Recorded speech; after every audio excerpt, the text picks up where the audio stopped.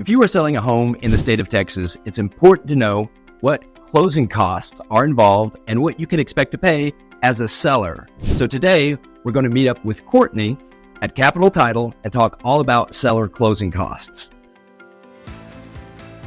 Hey there, good to see you. Hi, Courtney. Pleasure. Nice. Come on.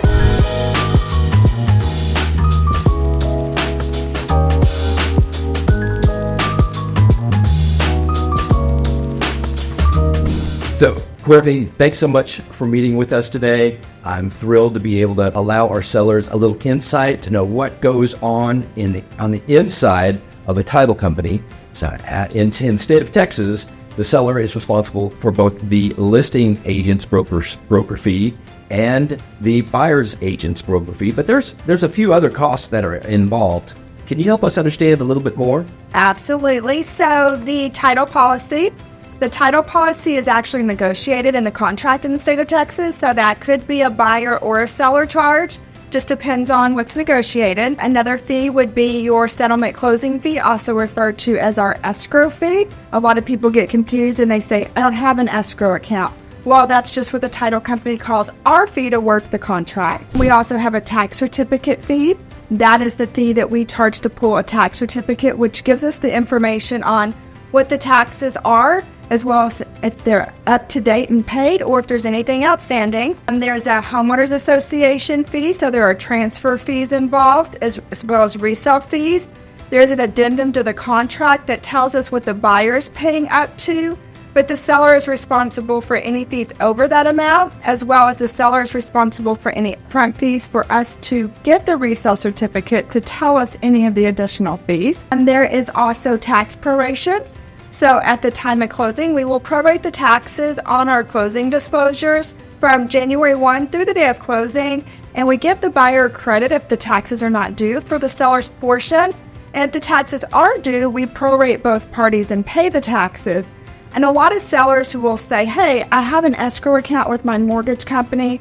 I've already paid my taxes, but they get that back after closing from their mortgage company, and they pay at the time of closing for their portion of the tax bill. So they think they're double paying, but they're not, because they'll get a refund from their mortgage company for their escrow account. Yes. I'd like to inform my sellers that even if they have paid all their taxes, they could get a check from the mortgage company. That would be fantastic. Absolutely. So anything that's left in their escrow account after we pay off that mortgage gets sent back to them. And so it's basically just an account that the mortgage company is holding on to. If they don't use it to pay taxes and insurance, it gets refunded back. Okay. And one of the most common questions that I get from my sellers is, when do I get my money? Absolutely. That's the most common question at the closing table is, when am I going to get my wire transfer or my check? And that happens once we are completely funded. So what will happen is, we usually in the state of Texas, we sign on the contract closing date. Sometimes we hit the target a little bit before, and if there's a delay, we may close a few days after. But once everybody has signed, once we have the funds from the buyer, and if there's a lender, the lender funds, once the lender has reviewed the document and they say you have funding authorization and approval, then the transaction is funded, and we are able to disperse the transaction and send out the seller's funds. They could prefer a wire transfer, or they may want a check, depending on their preference. And so either or gets sent out once the transaction is complete and we are technically funded. And it takes around 24 hours? Usually, to be honest, it takes a few hours after closing. It just depends on the lender, if there is one. And if it's a cash transaction, it can happen pretty instant. So once both parties have signed and we have the buyer's funds, then we consider it funded. Title company will disperse the file, record all the documents in the county clerk's office, and then complete the transaction. If there's a lender, it usually takes a couple of hours after all parties have signed. Buyer has sent us the funds and lender has sent us their funds. They'll issue us a funding authorization. And so if it's closed early enough in the day, it should happen same day.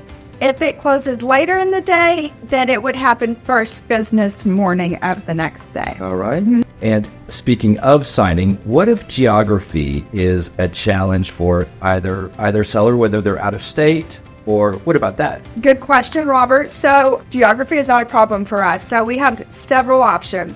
So we can either do a remote closing, which is often referred to as a RON or RON. So we can do electronic notaries.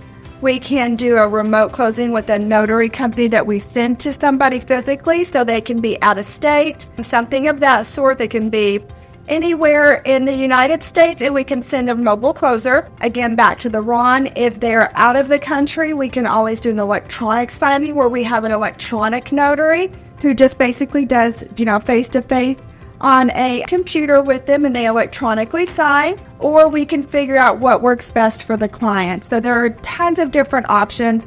They can even go to a title company that's close to them if they're out of the state, but they want to go to an actual title company. We can make an arrangements for that. We have a lot of different options, so that is never a problem. So geography isn't a challenge. Never. Very good. Absolutely.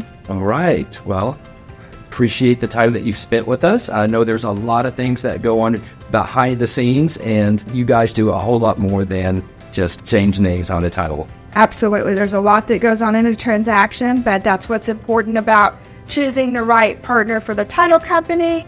The agent, Robert, we love working with you, and you do such a great job, so that's important, and your clients are lucky to have you. So lot goes on during a transaction that people don't really realize, so it's nice to be able to educate people. Thanks so much, Corey. Thanks, Robert. Thank you so much for watching, and if you have any questions about what you've learned today, please reach out to us. You can also learn more about us online at livingindffw.com, and don't forget to follow us on YouTube, and we'll see you next time.